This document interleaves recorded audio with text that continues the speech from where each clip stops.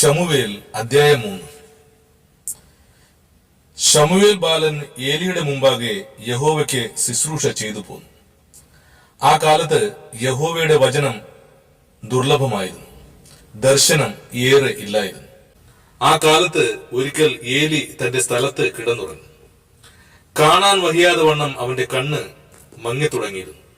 ശമൂവേൽ ദൈവത്തിന്റെ പെട്ടകം ഇരിക്കുന്ന യഹോവയുടെ മന്ദിരത്തിൽ ദൈവത്തിന്റെ വിളക്ക് കെടുന്നതിന് മുമ്പേ ചെന്ന് കിടന്നു.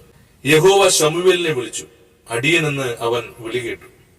ഏലിയുടെ അടുക്കൽ ഓടിച്ചെന്ന്, അടിയനിതാ എന്നെ വിളിച്ചുവല്ലോ എന്ന് പറഞ്ഞു. ഞാൻ വിളിച്ചില്ല, പോയി കിടന്നുകൊള്ളുക എന്ന് അവൻ പറഞ്ഞു. അവൻ പോയി കിടന്നു.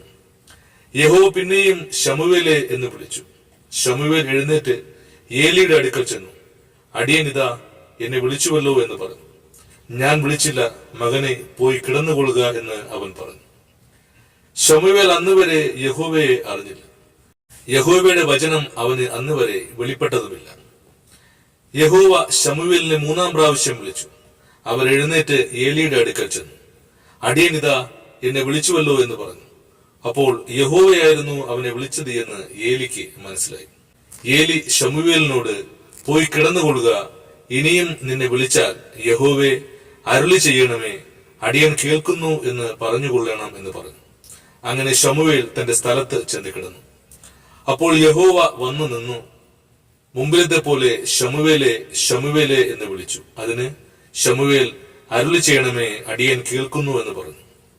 യഹോവ ശമൂവേലിനോട് അരുളി ചെയ്തത്, ഇതാ ഞാൻ ഇസ്രായേലിൽ ഒരു കാര്യം ചെയ്യും, അത് കേൾക്കുന്നവന്റെ ചെവി രണ്ടും മുഴങ്ങും. ഞാൻ ഏലിയുടെ ഭവനത്തെക്കുറിച്ച് അരുളി ചെയ്തതൊക്കെയും ഞാൻ അന്ന് അവന്റെ മേൽ ആദ്യന്തം നിവർത്തിക്കും.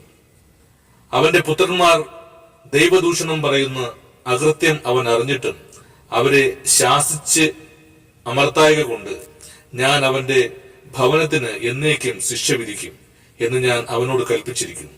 ഏലിയുടെ ഭവനത്തിന്റെ അകൃത്യത്തിന് യാഗത്താലും വഴിപാടിനാലും ഒരു നാളും പരിഹാരം വരികയില്ല എന്ന് ഞാൻ ഏലിയുടെ ഭവനത്തോട് സത്യം ചെയ്തിരിക്കുന്നു. പിന്നെ ശമൂവേൽ രാവിലെ വരെ കിടന്നുറങ്ങി. രാവിലെ യഹോവയുടെ ആലയത്തിന്റെ വാതിലുകളെ തുറന്നു.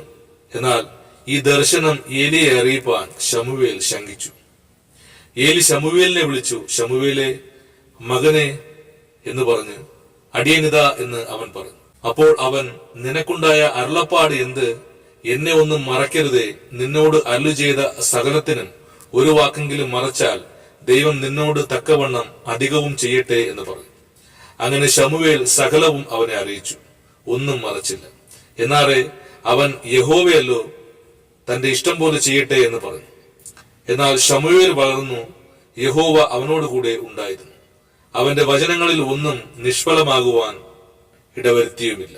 ദാൻ മുതൽ ബേർശേബ വരെയുള്ള ഇസ്രായേലൊക്കെയും ശമൂവേൽ യഹോവയുടെ വിശ്വസ്ത പ്രവാചകൻ എന്ന് ഗ്രഹിച്ചു. ഇങ്ങനെ യഹോവ ശീലോവിൽ വെച്ച് ശമൂവേലിന് യഹോവയുടെ വചനത്താൽ വെളിപ്പെട്ട ശേഷം യഹോവ വീണ്ടും വീണ്ടും ശീലോവിൽ വെച്ച് പ്രത്യക്ഷനായി. ആമേൻ.